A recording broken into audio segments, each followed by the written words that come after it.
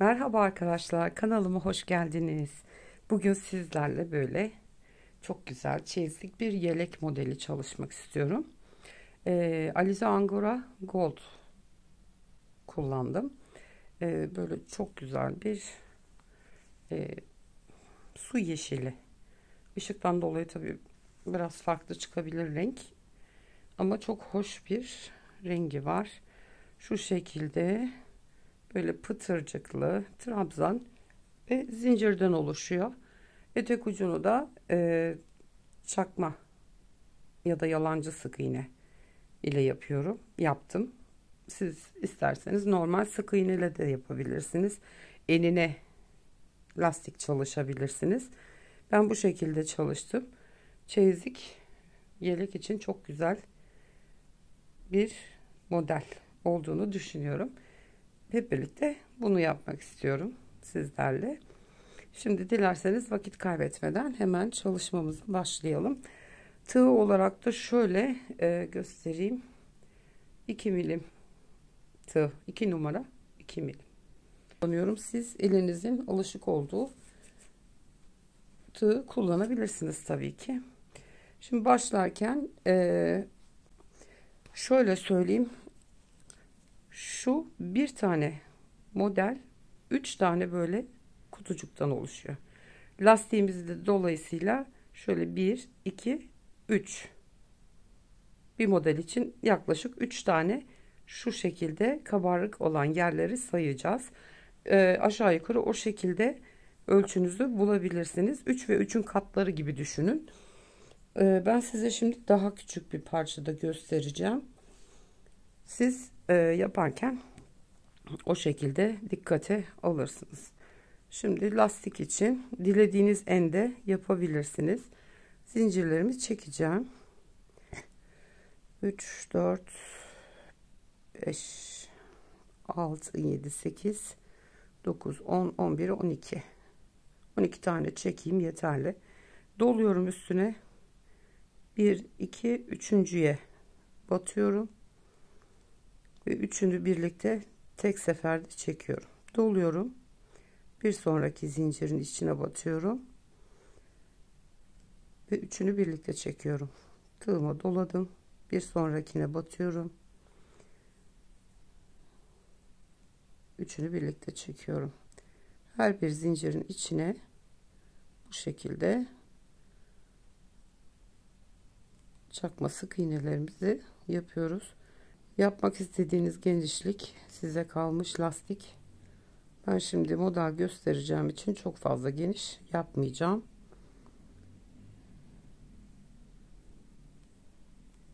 Şöyle son zincir, ilk sıkılama zincirimiz.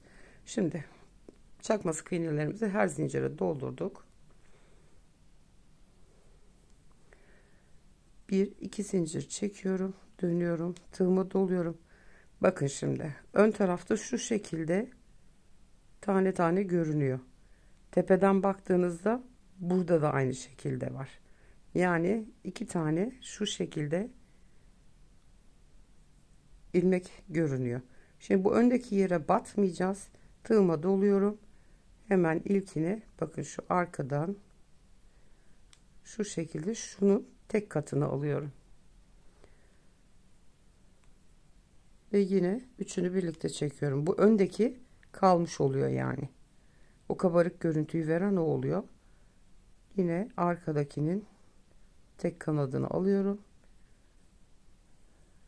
Ve üçünü birlikte çekiyorum. Doladım tığıma. Üçünü birlikte çektim. Arkadaki görünen ilmeğin arka tarafta olanını tek katına alıyoruz ve üçünü birlikte çekiyoruz. Siz dilerseniz normal sık iğne de yapabilirsiniz. Tercih sizin. Ben bu lastiği de çok sevdiğim için bunu yapmak istedim. Evet ve en sonuncusuna dikkat. Bunu kaçırmayalım. Bunda alttan bir kat daha alıyorum ki delik olarak görünmesin çok fazla diye. köşe olduğu için yani büyükçe bir delik oluşuyor yoksa. Toplamda kaç tane olmuş? 1 2 3 4 5 6 7 8 9 10 tane çakma sık iğnemiz olmuş. 2 tane zincir çekiyorum, dönüyorum. Hemen ilk baştakine bakın, dibindekini arka kanadı aldım ve çakma sık iğnelerimi örüyorum. Lastiğimiz bu şekilde devam edecek. Ben şimdi şöyle 9 tane olacak kadar örüp geliyorum. Ondan sonra modelin kurulumuna geçelim. Evet, lastiğimizi bitirdim. Şöyle şuradan sayıyorum. 1 2 3 4 5 6 7 8 9 tane yaptım. Bir de bir sıra böyle fazladan ördüm. Fazla gelirse arasını biraz açık batabilirsiniz. Baktınız bir tane eksik kalıyor. Biraz daha dar alanda batarak ayarlamayı o şekilde yapabilirsiniz. Şimdi 5 tane zincir çekerek başlıyoruz. Şimdi burayı atlıyorum. Hemen şu kabarık yerin arasına batıyorum. Sık iğne ile sabitliyoruz.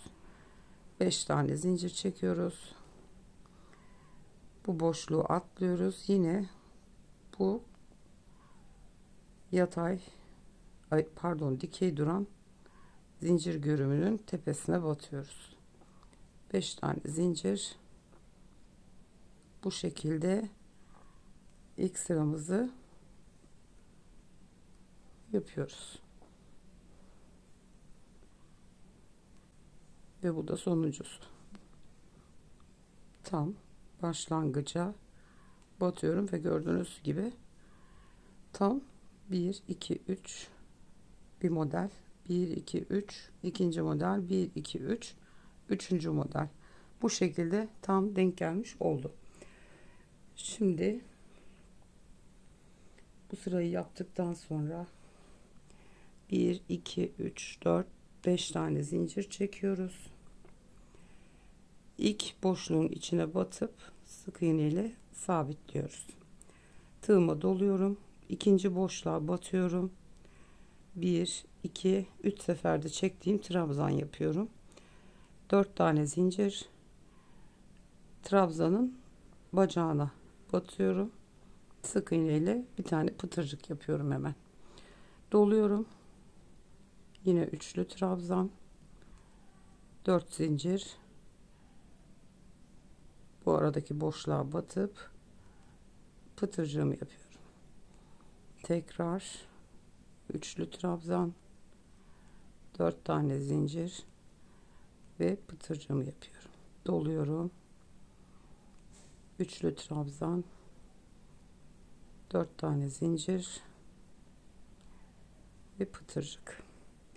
Kaç tane yapacağız bunlardan? 2 4 5, yani bir modelde 5 tane pıtırcık olacak. 4 tane yaptık. Sonuncusunu da yapıyoruz. Üçlü trabzan, 4 tane zincir ve pıtırcığımız. Bunu hemen bu yandaki boşluğa bağlıyoruz. 1 2 3 4 5 tane zincir çekiyorum. Bir sonraki boşluğa batıp bir tane yuva oluşturuyoruz. Doluyoruz. Geçiyoruz ikinci modelimize. Aynı işlemi yapacağız. Üçlü trabzan, 4 zincir, pıtırcık. Bunun gibi 5 tane tekrarlayacağız. Evet, ikinci modelimizde yapmış olduk. Hemen yandaki boşluğa batıp sık iğne ile sabitliyoruz. 5 tane zincir, bir sonraki boşluğa batıp bir sık iğne ile araya yuva oluşturuyoruz ve doluyoruz. Üstüne bir sonraki boşluğa yine aynı şekilde 5 tane trabzanımızı yapıyoruz. Evet, bunu yaptık. Bitirirken de şimdi şöyle bir tane zincir bırakıp alttan ikincisine batıp sık iğne ile sıramızı sabitliyoruz. Gördüğünüz gibi ilk 3 tane modelimizi yapmış olduk. Evet, geçiyoruz bir sonraki sıraya. 5 tane zincir çekerek dönüyoruz. İlk pıtırcığa atlıyoruz, ikinci pıtırcığa batıp sık iğne yapıyoruz. 1 2 3 4 5 zincir, bir atlıyoruz ikincisine, yuvalar yapıyoruz. Bir sonraki modelimize hazırlık oluyor. 5 tane zincir, bu pıtırcığa atlıyoruz, ortadaki boşluğa batıyoruz. 5 tane zincir, bir pıtırcık bırakıyoruz, ikinciye batıyoruz. 5 zincir, birini bırakıp ikinciye batıyoruz.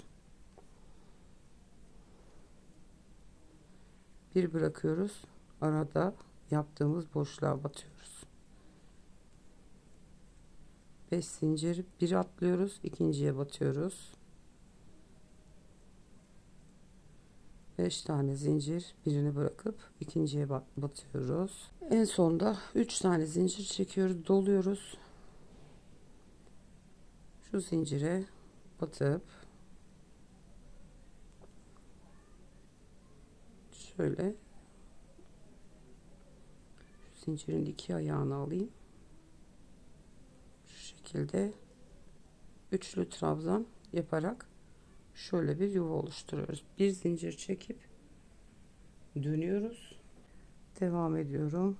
3 4 5 zincir yapıyoruz. İlk şu boşluğa batıyoruz. Buraya bir tane yuva oluşturuyoruz. 5 tane zincir çekiyorum. Bir sonraki boşluğa batıp sık iğne ile sabitliyorum. 5 tane zincir. Şimdi modeli kaydıracağımız için şu iki modelin arasına şuraya bir yuva denk geliyor. Ortaya yapacağız çünkü modelleri. O yüzden yer değiştirecek modeller. Onun için yuvalarını hazırlıyoruz. Bakın şu boşluğa modelimizi kuracağız. 5 zincir çekiyorum. Bir sonraki boşluğa.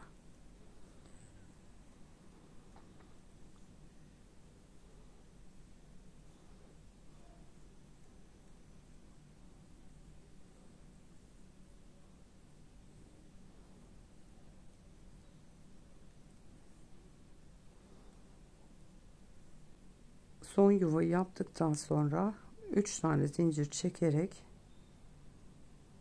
şu dibe batıyoruz ve üçlü trabzan yapıp bir yuva daha oluşturmuş oluyoruz.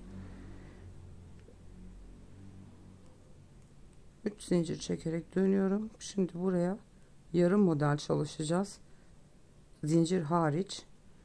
İlk trabzanımı yaptım. 4 zincir çekiyorum. Pıtırcımı yapıyorum. İkinci trabzanımı yapıyorum. Üçlü trabzanımı. 4 zincir, pıtırcımı yapıyorum. Ve üçüncü trabzanımı yaptım. 4 zincir, pıtırcımı yaptım. Şimdi ikinci sıra modeli çalışırken yarım, başlangıçta yarım yapıyoruz. Bir yandaki boşluğa hemen sabitliyorum. 1 2 3 4 5 zincir çekiyorum. Bir sonraki boşluğa bir tane yuva oluşturuyoruz, doluyorum. Şimdi tam bu iki modelin arasındaki boşluğa 5 tane pıtırcıklı trabzanlarımızı yapacağız. Bu bir üçlü trabzan, 4 zincir, pıtırcık. 5 tane yapalım. Yandaki boşluğa sabitliyoruz. 5 tane zincir çekiyoruz. Bir sonraki boşluğa sık iğne ile tutturuyoruz. Doluyorum üstüne. Bir sonraki boşluğa aynı şekilde pıtırcıklarımı ve trabzanlarımı yapıyorum.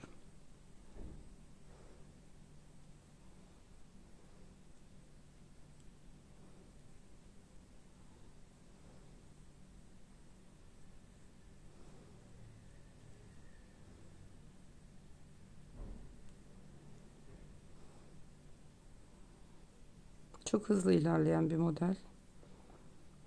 Çünkü trabzan ve zincirlerden oluşuyor. Gayet de zevkli örülüyor. Evet, bu da sonuncusu. Buraya sabitliyoruz. Bir yana 5 tane zincir. Yuvamızı hazırlıyoruz. Doluyorum üstüne. Şimdi bu en sona 3 tane yarım model yapacağız. Bu bir.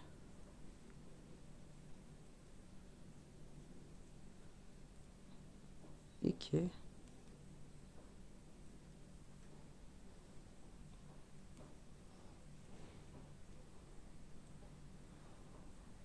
Ve 3. Evet, gördüğünüz gibi model bu kadar arkadaşlar.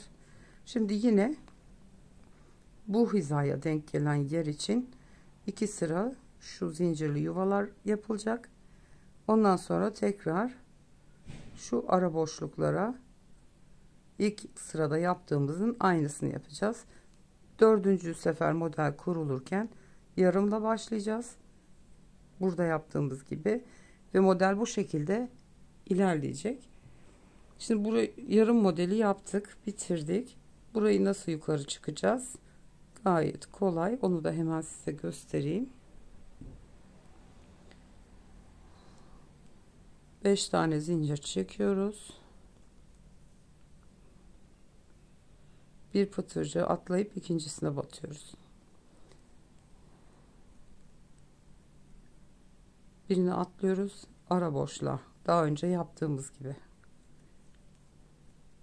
5 zincir, bir pıtırcık bırakıp ikinciyi atlıyoruz.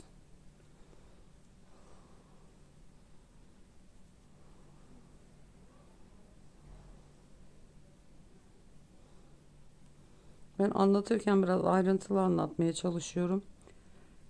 Yeni öğrenmeye başlayan arkadaşlarımız vardır diye. O yüzden bilen arkadaşlarımıza biraz hani tuhaf gelebiliyor bu. Çok fazla ayrıntı veriyorsunuz diye. Ama bilmeyen arkadaşlarımızı da düşünerek bu şekilde yapmak zorundayız. Birini atlayıp bırakıyorum. 3 zincir çekerek şuraya da hemen şöyle bir trabzan yapıp tamamlıyoruz sırayı. İkinci sıramızı da bu şekilde ayarlayacağız. Buraya ortaya yuva oluşmuş olacak. Buradakiler gibi. Ondan sonra ilk sıradaki modelin aynısını yapacağız. Bir sonraki videoda görüşmek üzere. Kendinize çok iyi bakın. Hoşça kalın.